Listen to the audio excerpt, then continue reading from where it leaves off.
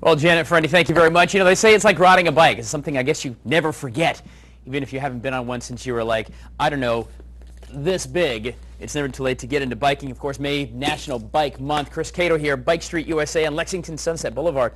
So this morning we're going to talk about bikes and gearing up and get everything you need to know to go out and maybe hit over the long weekend, get yourself on a bike. Sure. But I want to go over some of the basic safety stuff first and rules of the road that I think we forget. You know, we forget the signals and things like that. So. Sure.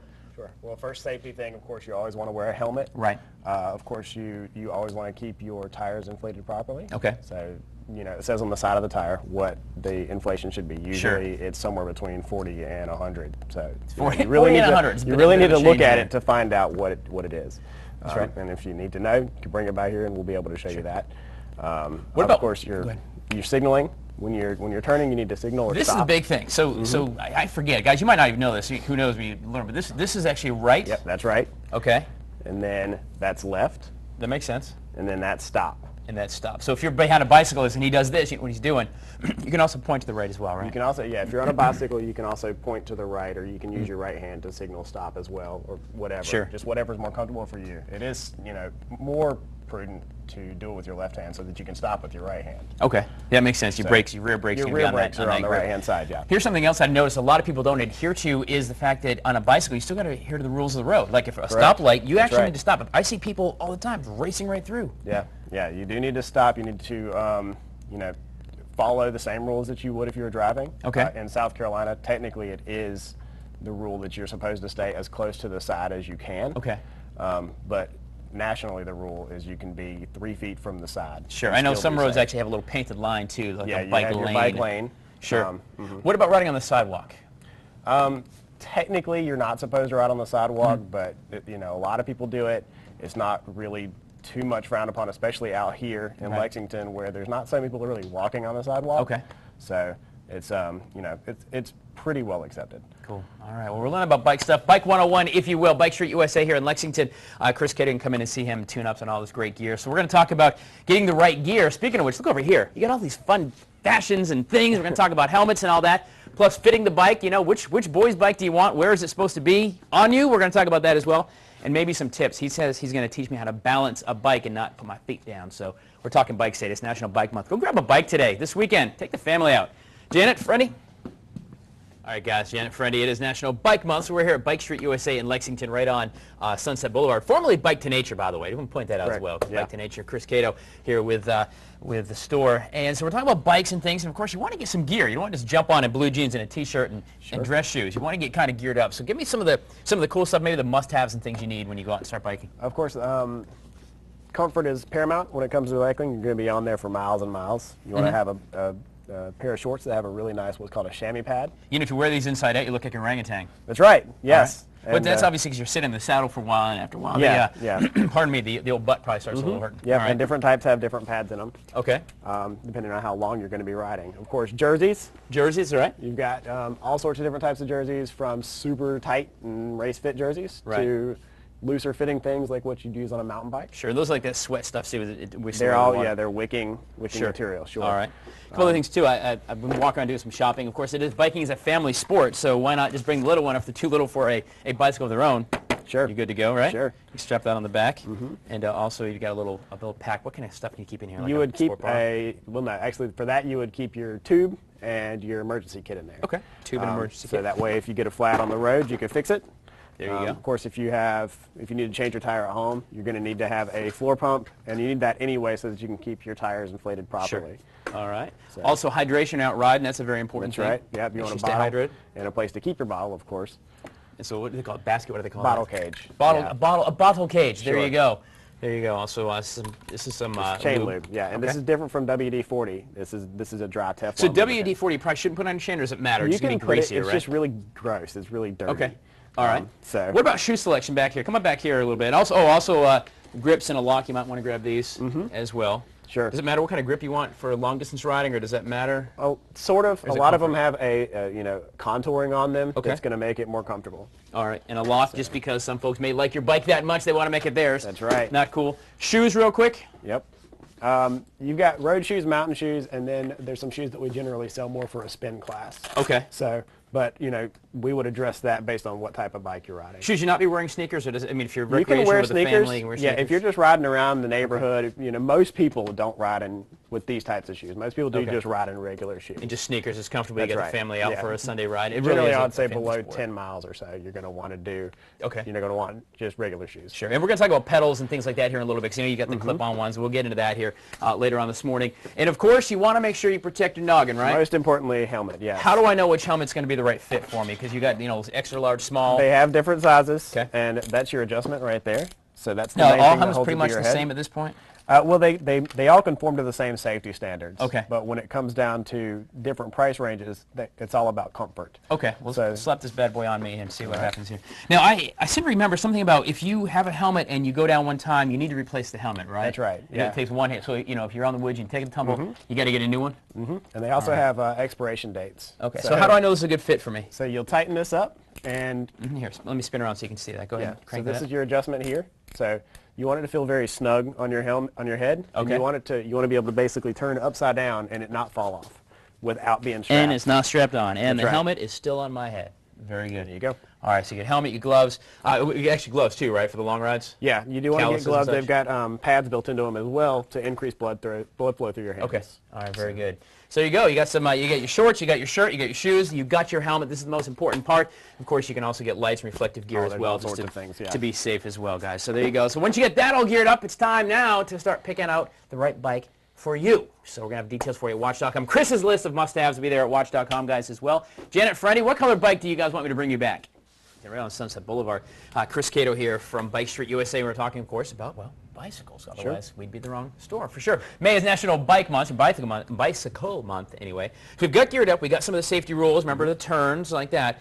Let's talk about bikes, because there is 150 different styles or something. correct. So Yeah. let's just talk about some of these bikes and what you might use them for, you know, depending on what you want, Chris. Okay. Well, you've got things like hybrids right here. Okay. So this has a taller wheel, just like a road bike, but you have suspension and a flat handlebar. Okay. And We're, it so has a maybe slightly like different Harbison geometry. or Saluda Shoals would be good This for would be this more of kind a ride? Saluda Shoals, Riverfront Park type of bike. You could ride it in Harbison, but Harbison's a little bit more technical. Okay. So for- maybe like around the neighborhood, a good This family would be a bike then. great family neighborhood type of bike. Okay. Yeah. And that's with the tires, because these are a little more Yeah, aggressive here with the you've got knobs. small knobs on there, but Right. not much. Okay. Then you go into your real mountain bikes, so something like this and all the way down. Okay. They have things like disc brakes. You have wider tires on wow. there. They tend to have slightly different geometry, so they'll actually put you a little bit more forward than That's what a for hybrid balance will. when you're doing that? It's gonna make the bike handle better on the trails. All right. What Then about these you little go- skinny ones? These Yep. little skinny tires. Look at these things. These are road bikes. A lot of people think of these as 10 speeds or race bikes. They're designed purely for the street. They're not good for much anything else. You take them Right. on sand, they're going to put you on the floor. Just like that. Yep. When you said 10 speed, talk to me about gearing then. Is there any science to what I want? I mean, because you got the fancy ones that have 10 speeds, or you have you got like 30 speeds on a bicycle these days. Most of the bikes we sell have 20 gears and up. Okay. Now, you're not really going to need all those gears. You really just need the middle range Okay. of 7 or 8 gears, but they are nice to have when you need them. Sure. So if you're climbing that hill and you just can't make it, Crank it drop down. them into that lower gear. All right, let's talk fitting then, because you got the girly bikes that have a little swoop and stuff. But let's talk fitting. Which bike for me, and how do I want to know, or how do I know this bike's going to fit? They all have frame sizes. So Okay. this bike has what's called 700C wheels. Okay. But that's really not what makes the size of the bike. The wheel has very little to do with the size. Sure. This is a medium frame, so Okay. it has to do with the length here, and even more importantly, the length here. The Okay. torso length is what really makes a bike fit properly. All right. Well, let me So- go ahead and hop on this bad boy. Jump Tell on me, is this gonna hurt me? And you all know what I'm saying. It shouldn't. It may be a It little. shouldn't. It may be a little close. Okay. Is there a science where you want to be, whether it's a boy or girl bike? It's or, not. It's not really a science. A very loose rule is you want about an inch above the top tube. This is the top Okay. tube right here. All right. So you want about an inch above that. Okay, so this is about, I got jeans on, so it's probably about right for me right there, and Yep. so I can stand and hold the bike. Obviously, Sure. I can't touch from sitting on the saddle. And then you can actually hop up on it if you want. All right. There we go. So see how you're getting a good full extension of your knee? Okay, in your yep, back right there. pedal? That's about right. I mean, you want it to fit that. I'm looking also at the length between your knee and the handlebar. Okay, so you get about 6 inches here and length on there. That's right. Excellent, just like that, picking out the right bike. We're going to put links for you at watch.com as well. And Chris's list of must-haves if you want to get into biking. It's a family affair, and we're going to talk about kids' bikes here in a few minutes as well, plus some of the maintenance you can do at home. And if you need to come see Bike Street USA and Chris, he can take care as well, guys. But Janet, Friendy, I'm thinking I might bike this thing back to work tomorrow, or maybe today. You know, guys, just like with any investment, of course, you want to make sure you maintain it. You're going to put some money into a bicycle, no different. Of course, if you're like my bike, and this is my personal one, you can see all the dust. This thing has been hanging upside down for way too long in my house. So what do we do here? Maybe as I go ahead and kick the mothballs off this, Chris Cato here, Bike Street USA. A couple of basic adjustments and things, maintenance we can do at home, Chris. Let's talk about that. Sure. Before you ride, you always want to check your brakes to make sure those are in good working order. Okay. I'm going to see in the camera here. You want to, make sure that both arms are moving pretty well like that. You don't want it to be like over on one side like that. That's going to really slow you down if your brakes are rubbing. How close should they be? Because I know you can make some adjustments here with cables. How close should the pads actually be to Everybody the tire? has kind of their own feel of how they like their brakes to feel. So generally, a good rule of thumb is about halfway up the stroke. Okay. That's where they engage. So right about there is where they need to engage. All right. And that way they're really nice and controllable. There's not too much of a dead zone. And then it's not too tight, too. The same thing for the back, obviously. That's right, yeah. Okay. You can run, a lot of people run the back brakes a little tighter so that they grab so you first. really can stop. Okay. Yeah. What about chain maintenance? We talked about WD-40. You talked about some other yeah, stuff. so this is the GT85, or the dry Teflon lubricant that we use. And of course, you just put a little bit on the chain, just like that. And if it's on the floor, you can still spin it backwards like that. Okay. And then oftentimes it's a good idea to go ahead and wipe the excess off so it doesn't get all gunky and super dusty like that. Right, because that can be a problem. Now, anything with shifting that you can kind of do at home? Is there any? There's a few things. This right here, you can turn that a little bit if your gears are slightly off. This is called a barrel adjuster. Okay. So if they're just a little bit off and they're jumping around, especially in the middle gears here, you can adjust that little by just quarter turns at a time. It's not something I definitely recommend messing with, but it's some of the stuff you just got to come into a bike. It's usually a good idea to have somebody that really knows what they're doing working on it. Yeah. And show that, and of course, you had, when I was a kid, I had a little BMX bike. I'd always my gooseneck would always be jacked up, and it'd be pretty straight, right? That one's pretty straight. Nowadays they have like 2 bolts on this side, and it really stays nice and solid. Sure. Okay, and of course you get your shocks too. And this bike has shocks. All right. That's kind of the once-over, maybe as people are taking their bikes out for the first time this weekend with a holiday and everything. This is quick maintenance once-over. Of course, yeah, and of course check your tire pressure, as I said before. You always want to make sure your tire pressure is right. And real quick, I want to talk about, we didn't get to this last time, but real quick, pedal selection. There's a few different pedals you can get. Sure. I've got the basket sort of like this to keep your toe in there. Yep. Which is kind of cool. This is the old school like BMX, I think of, those the bike platform pedal. Platform. Sure. And this is the clippy job. This is more of advanced. It works a lot like a ski binding. Okay. So you clip in there and you get much more efficiency out of the pedal because you can push and pull. Okay, so if you don't want to get the fancy one, is there an advantage to having some kind of basket on the front or a toe? Yeah, the toe cage holds your foot in the right place, so you're not doing what's called middling the pedal, where it sits right in the middle of your foot. It's really bad for your foot. Because you want to be on the ball of your foot, right? Yeah, you want it to be on the ball of your foot. And also, when you've got the straps on there as well, it's about 20% more efficient, whereas one of those... You can stroke up and pull up. You can pull up a little bit, yeah. Great stuff. So that's your pedal selection. And it doesn't, you can switch out pedals, right? If I say, you know what, I want to switch I can change any pedal to any pedal. To a fancy, you can put it on there. It doesn't really much matter on the bike. Some easy stuff, guys. You get maintenance here. Again, it's an investment. A bike certainly is an investment. You want to be safe riding it, so you want to make sure you take care of that investment as well with some minor stuff. Major stuff, of course, you can come see a guy like Chris at Bike Station for sure, Bike Street for sure. Coming up here in just a little bit, we're going to talk about bikes for the utes, for the kids, because there's a little more science to it than just, hey, this bike's for a 5-year-old. We're going to talk about the right selection. You've got yours. It's a family affair, guys, right? So we're live at Bike Street USA on Sunset Boulevard in Lexington. Janet, Friendy, can I adjust something for you? Brakes. Those are great tips about brakes. It really depends on the person. Right. Good stuff. Thank you, Tyler. And can you imagine having to pay each time you have to go to the bathroom? Well, that's what one teacher is accused of making her students do. And after the break, an initiative that's aimed at saving our youth. Talking about bikes this morning is National Bike Month. Get out and get some exercise, get some fresh air. Check out some of the cool trails that exist around. We're going to talk about those in just a little bit. Chris Cato here from Bike Street USA. Yes. Bike Street USA, correction there, here in Lexington, formerly Bike to Nature as well. So we got the bikes for the big kids like me, got the right fitting and everything right there. But what about for the little ones? If I walk in and I say, man, I got a 3-year-old, 3-year-old. Is it that easy, or is it more? Is there more science to pick out the right bike? 3-year-old, yeah, is fairly easy. I mean, usually a 3-year-old is going to be either a 12-inch or a 16-inch. Okay. The place we're going to really start first, though, is going to be this one here. Oh, look at that. This is something more like from about 18 months or so. Okay. So that's, now, there's no training wheels. Would you obviously put training wheels on something? There's like no this? training wheels or pedals. So this is a balance bike. It's designed. It's designed to teach the kids how to balance before they get pedals or training wheels, so they can just bypass training wheels altogether because they already know how to balance. I didn't notice the lack of pedals in that bike. Yeah, a lot of people don't. But yeah, there's no pedals and no training wheels, so that way they can just push along and learn how to balance. Okay, and then you go ahead and move. Then you go to your 12s and your 16s. So this one is the very first bike. That's for 2 to about 5-year-old range at most, a short 5. And then you go to your 16-inch, which is the next level up. Sure. Usually between 3 and 6, depending on height, of course. How do you gauge when they're ready to come off training wheels? Is it just kind of like a mom and dad decision and figure it out? Usually when the child is ready, that's when they're ready. Okay.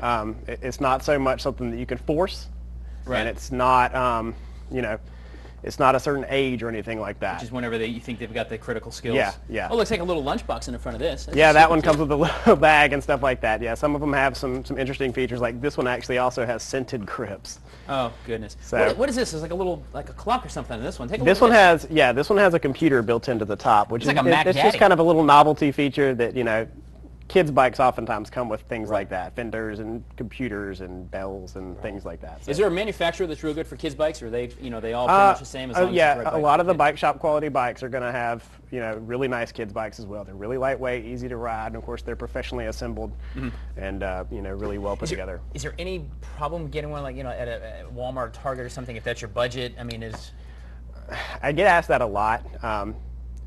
The only really not good thing about those is that they're poorly put together. Okay. They aren't as nice quality-wise either. The welds aren't as nice and things like that, and the training wheels are notoriously weak. But they're really put together. That's by important people. stuff to know for a parent too. Yeah. You don't want little Tommies out there and the thing breaks. That's not gonna be good. The biggest difference though is that we're all professional bicycle mechanics, and they're like the guy off the produce counter. He's building bikes.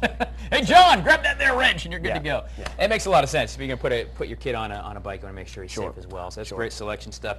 It is National Bike. We're going to talk about that and just some of the art of biking, and maybe even a skill or two coming up in just a little bit as we are live from Bike Street USA in Lexington. All right, guys, thank you, Janet, Freddie. We're kind of wrapping things up here, but talking about bikes all day long. We've been talking about the right gear, the safety, how to pick one out for the kids, how to pick one out for yourself, and to even tune up. Now, we're going to do a couple of skills real quick. Chris Cato here from Bike Street USA, Sunset Boulevard. Why is this a good bike for me?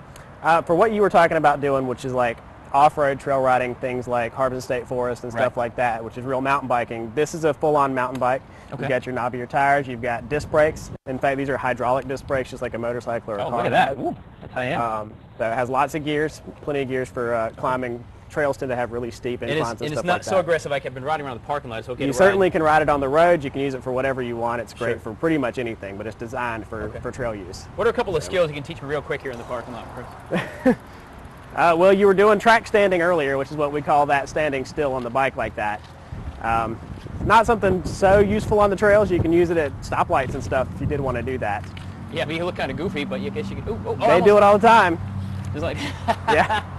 Just like that, huh? Yeah. And of course, you don't want to hit a lot of front. When you're braking, what's the proper way to brake? You really want to use your rear brake more than anything. As you get more used to it, you can kind of do what we call feather both brakes and really control your braking. Because otherwise you're looking at one of those. Yeah, and that's no good for what we call an endo.